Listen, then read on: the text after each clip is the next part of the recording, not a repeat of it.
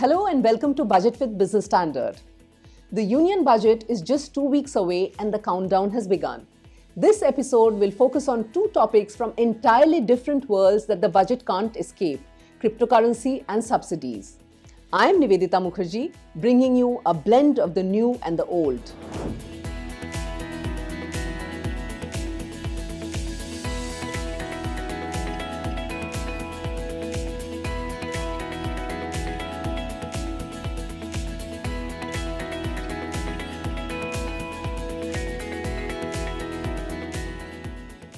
Cryptocurrency is in a no man's land when it comes to regulation. But investors have not cared, going all out. Will the budget take a call on a currency that's become legal in at least one country, El Salvador? This report explains.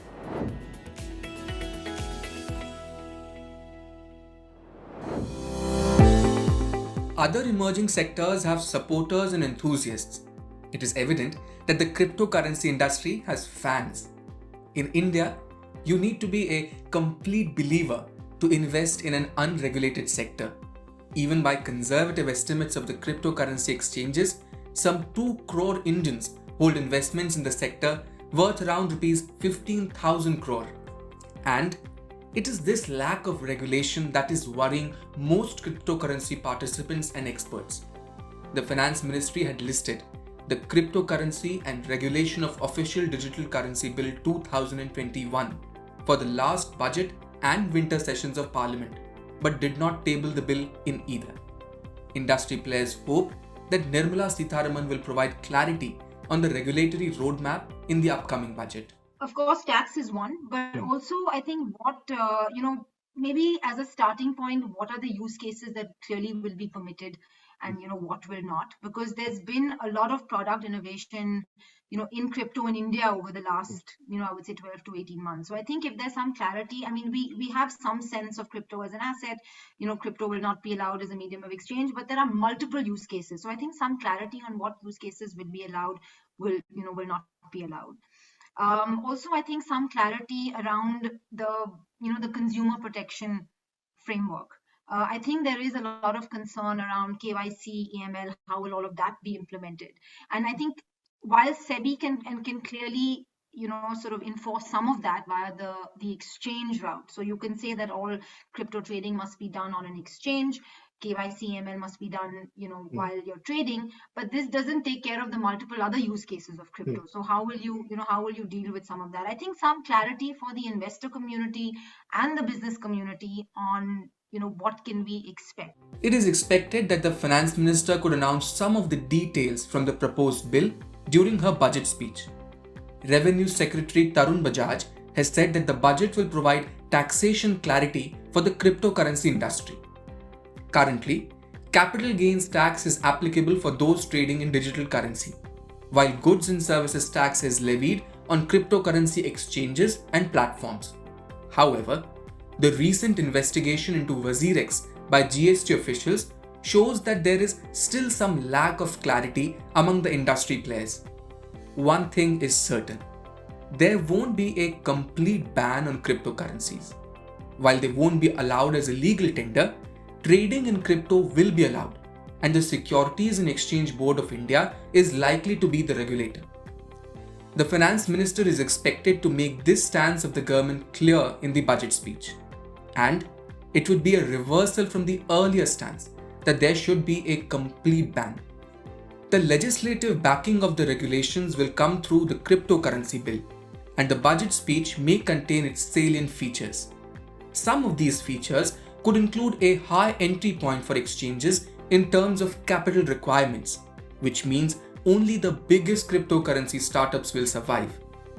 And also regulations, which could make it compulsory for startups and investors to ensure their digital infrastructure is based in India and not in some foreign jurisdiction.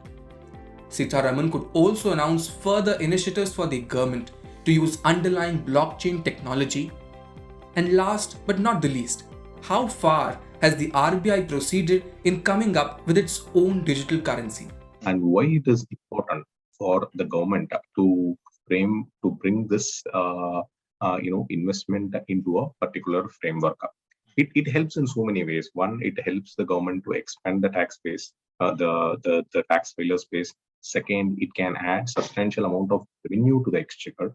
Today, there are mechanisms for tracking it. So on one side, government is looking at increasing the tax rates. My suggestion would be that instead of increasing the tax rates, if there is a framework for bringing cryptocurrencies, a proper framework for bringing the cryptocurrencies within the tax net, then the tax net can multiply. And there is an empirical study which suggested that the global market for cryptocurrencies is is close to $1 trillion, which means we are talking about substantial sum of money.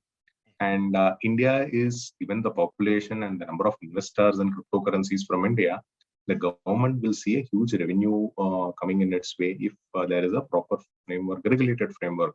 Cryptocurrency is a burgeoning sector, a sector that runs on hype and promises of get rich quick. But it is also a pointer towards a cashless future for global trade and commerce. Even government insiders agree that it needs regulation, and fast. The budget speech could offer important pointers on where that future is headed for India. Regulating cryptocurrency has been a challenge around the world, though policymakers have been at work to find a solution. In fact, almost 5 years ago, Arvind Panagariya, as Niti Aayog Vice Chairman, had held a high-level meeting to examine risks related to virtual currencies. On this show today, Professor Panagariya, who teaches economics at Columbia University, talks to Individual Dhasmana about some other new ideas that could make the upcoming budget interesting. Listen in. Welcome, Mr. Panagariya, in our show. Thank you for hosting me. Thank you. You have been saying that personal income tax rates in India disincentivizes individuals to grow.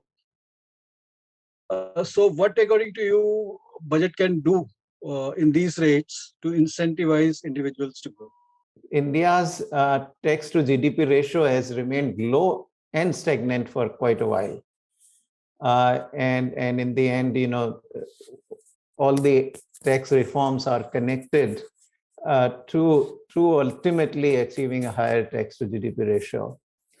Now, as a part of that, I've also said that, when tax rates, personal income tax rates rise up to, over 40%, maybe even in some cases, because of different cesses or surcharges rising almost to 45%. I haven't done the calculations, but,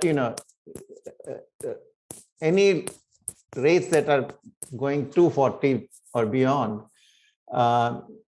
disincentivize the individuals. Then you come to indirect taxation, GST. Now, nearly 50% of the commodities in the consumption basket in the CPI are in the exemption category. And then there is probably a sizable proportion of the commodities also taxed only at 5%. So two-part reform is what you need. One, you need to bring in lots of these untaxed commodities into the tax base, and then also unify the tax rates. And then you can come to the personal income tax reform as well. Now, one of the issues is one of horizontal equity. And let me just explain.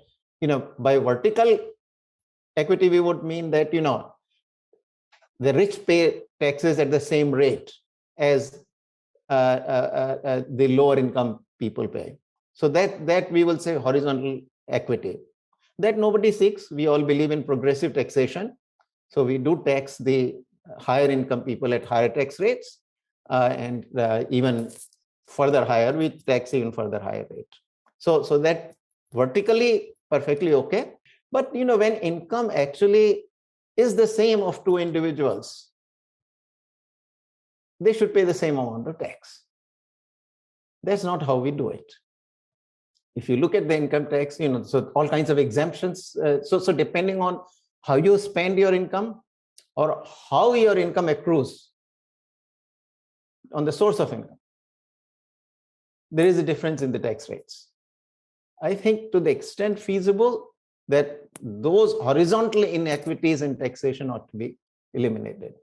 What that means is that you eliminate the exemptions. A lot of these inequities, the horizontal inequities, come based on these exemptions. And one way to handle these things is you introduced a sizable standard deduction. One last point on horizontal equity is if capital gain accrues on private equity, then it's only after 2 years that you begin to give it the long-term capital gain status. But if it is public equity or regular stock market trades, then in 1 year it becomes long-term capital gains. Also, when you liquidate public equity, any profits you make on that, any capital gains you make on that is taxed at a lower rate, 11.5%. But if it's on private equity, even after 2 years, you are being taxed at 20%. These are horizontal inequities. The income is the same. It should be taxed at the same rate. So these are the kind of areas where we need to pay attention. Recently, advanced estimates came out, and these showed that private final consumption expenditure, denoting the demand in the economy, still below pre-COVID times.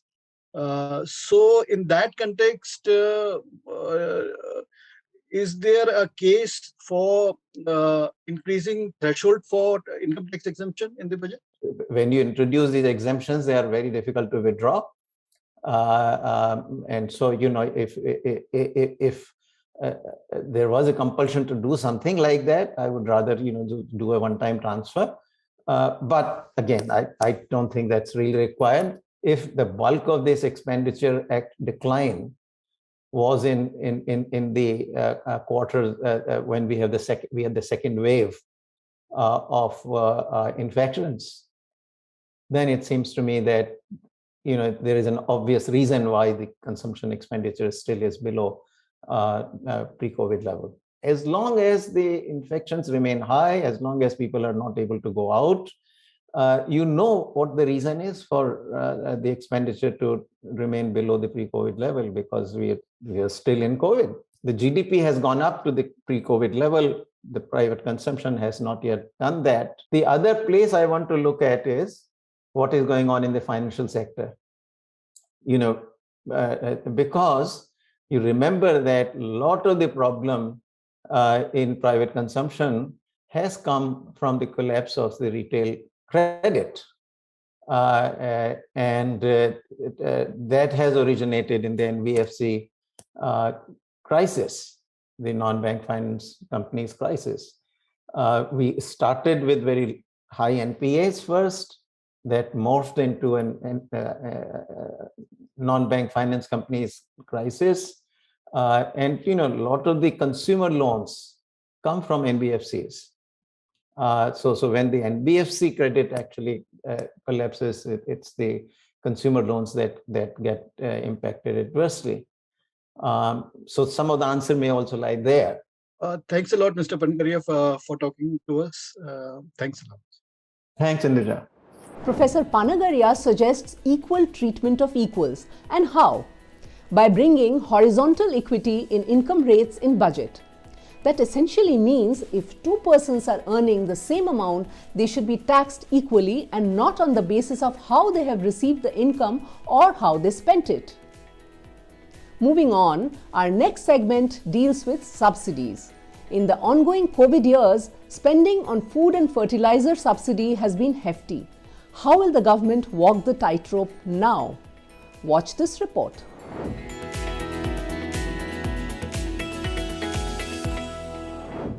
Subsidies have been a bugbear for the Indian economy for long. But in the past 2 years, this head has acquired more significance, thanks to the government's hefty spending on food and fertilizer subsidies amid the coronavirus pandemic. In the revised estimates for FY21, food subsidies were pegged at 4.22 trillion rupees, more than 3.5 times the budget estimates of 1.15 trillion rupees.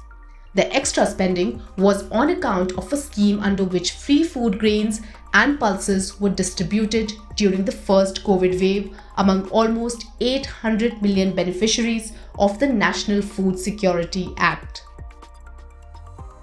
By the time FY21 ended, the centre had spent an additional 1.06 trillion rupees, according to some reports.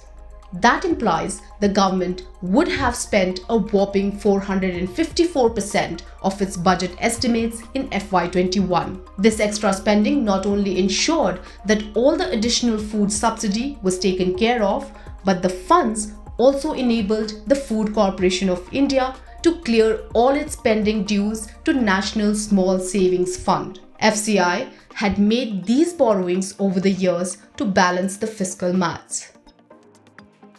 So why is food subsidy incurred? The subsidy is incurred because food grains are produced at a higher cost from farmers but sold to the poor at extremely cheap rates as a social welfare measure.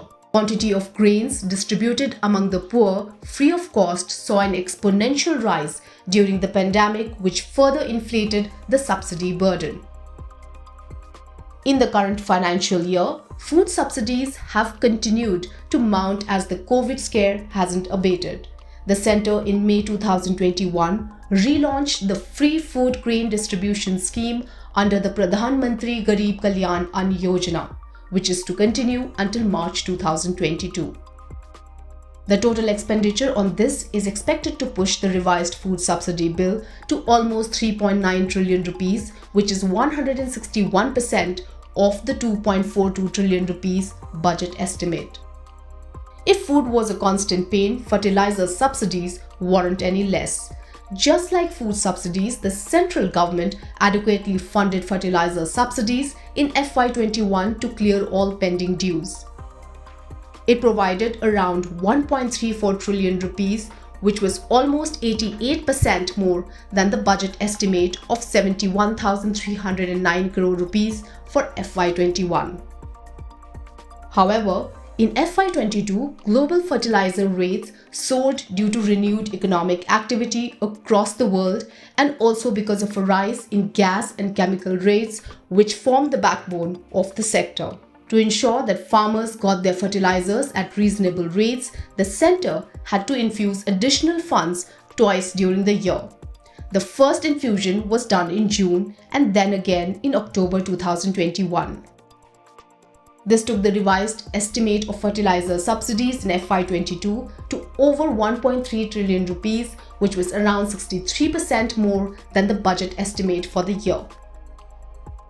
But in the case of petroleum, most experts said the subsidy kept under the head might not get exhausted because prices of LPG cylinders were increased during the year to keep them on a par with market rates, while prices of petrol and diesel have long been market linked. Whether it's an announcement on crypto, subsidies, or anything else, the stock market has a mind of its own. Post-budget market verdict is the first report card that all stakeholders look at before forming their own opinion. Here's a fascinating report capturing the post-budget Sensex movement in the last 30 years.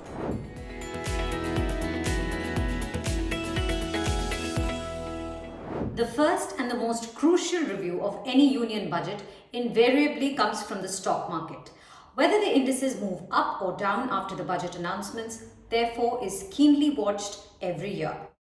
A good response from the markets is considered a big thumbs up to the finance minister's proposals and also a signal of a positive outlook on the economy. But a negative response is just the opposite of that. Ever since Manmohan Singh's path-breaking reformist budget of 1991, stock market reaction to a budget has also been watched for the signs whether the government of the day has gone back on or taken forward the reform trajectory. Data compiled by the Business Standard Research Bureau show that a total of 38 budgets, including interim budgets, have been presented by 8 finance ministers between 1991 and 2021. The finance ministers who have presented these are Yashwant Sinha, Manmohan Singh, P. Chidambaram, Jaswant Singh, Pranab Mukherjee, Arun Jaitley, Piyush Goyal and Nirmala Sitharaman. Of these 38 budgets, the BSE benchmark Sensex has closed in the red and green on an equal number of occasions. That is, it has advanced on 19 occasions and declined on 19. The NSE Nifty, on the other hand, has been less harsh. It has advanced on 22 occasions and slipped on 16. While the Sensex and Nifty mostly give similar reviews to important developments, there have been at least 3 budgets since 1991 that have seen the two benchmarks moving in different directions.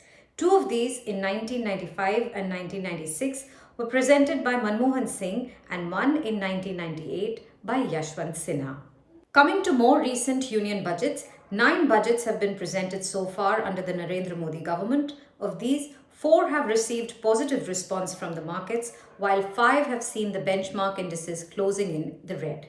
Since 1991, the 5 sharpest falls for the Sensex and Nifty after a budget in percentage terms have come in 2009, 1993, 2000, 2007 and 2002. The steepest gains, on the other hand, have come in 1992, 1997, 1999, 2021 and 1991. Will the upcoming budget get a thumbs up from the stock market? Who knows? That's all we have for you today. See you on Thursday with more news and views on budget.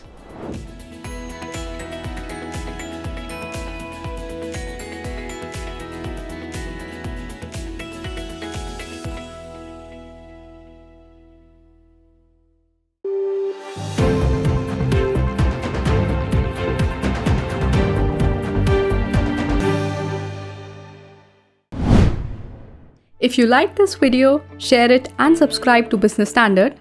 For more news, views and insights, log on to www.business-standard.com. Do also follow us on YouTube, Twitter, Facebook, Instagram, Telegram and LinkedIn.